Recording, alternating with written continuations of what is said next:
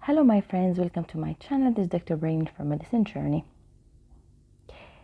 In this video, I will review some quick and random questions that the residents face during their daily round. So hopefully you will get the benefit you want. So let's start with the first question. Many consultants raise the question that is your patient having a major bleeding?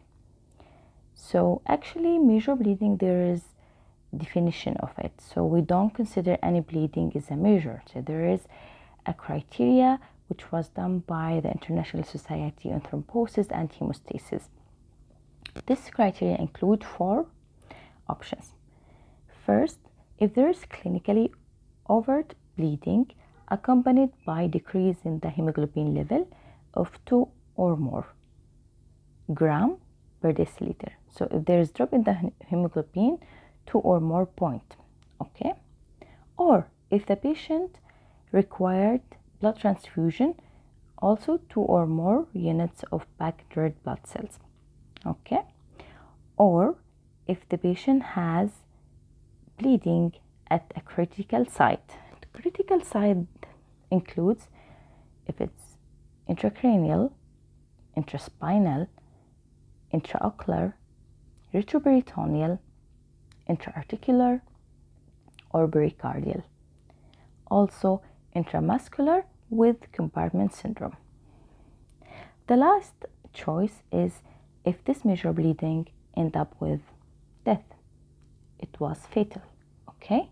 So for overbleeding with a drop in hemoglobin 2 or more points, if the patient requires 2 or more units of red blood cells, or if the bleeding occurred at a critical site, which include intracranial, intraspinal, intraocular, intramuscular with compartment syndrome, pericardial, intraarticular, or retroperitoneal, or if this bleeding result in death. Another question: what's the definition of massive splenomegaly?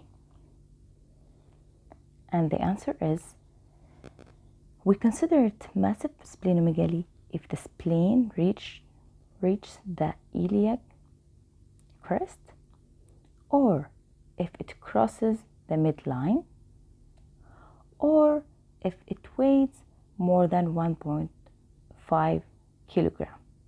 Okay, so these 3, whether it crosses the midline, or it reached the iliac crest, or its weight more than 1.5 kilogram. So we consider this massive splenomegaly. Third question: what's the definition of fever of unknown origin? Also, we have unique definition for this. So we consider this fever of unknown origin if the patient developed fever above 38.3 Celsius, which is equal to 100.9 Fahrenheit, along with duration of more than 3 weeks, and along with no obvious source, despite appropriate investigation, which include evaluation of at least 3 outpatient visits or at least 3 days in the hospital. So if the patient comes with fever more than 38.3 for more than 3 weeks, and there was no obvious source, despite we did appropriate investigation for at least 3 outpatient visits, or at least the patient has been in the hospital for 3 days. Okay, so this is fever of unknown origin. Fourth question: what's the definition of febrile neutropenia? So actually, we define the fever in neutropenic patient if they have single oral temperature of above 38.3, or if they have temperature above 38, but for more than 1 hour. So sustained for more than 1 hour. So this is fever in neutropenic patient. If the neutropenic patient has fever above 38.3, single one, and it's oral, or if they have temperature above 38, but it lasts for more than 1 hour.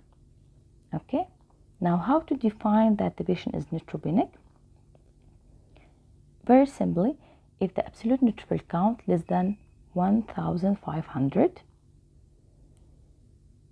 and we consider it severe if the absolute neutrophil count drop less than 500, or it's above 500, but we expect that it will decrease to less than 500 over the next 48 hours.